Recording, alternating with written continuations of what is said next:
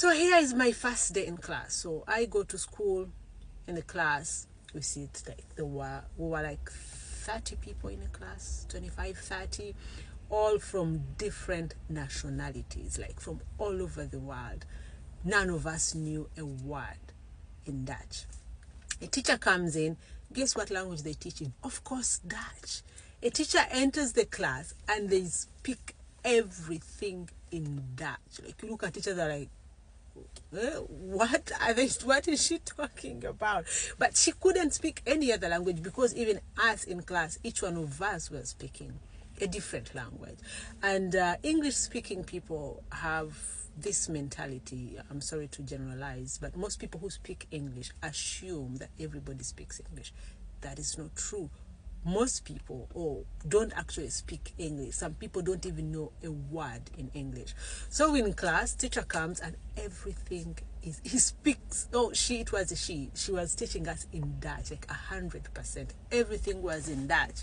And of course they teach with photos, like we have pictograms, and like they will say something until you understand what they are saying. They can't change and explain to you in English, because other people speak all kinds of languages. So it was Dutch, and that was overwhelming. I was like, oh my God, how does she? I remember coming home angry. I was like, how does she expect us to understand what she's saying? We don't know. I personally don't know. But anyway, with time I caught up. So like, it's like in a nursery school.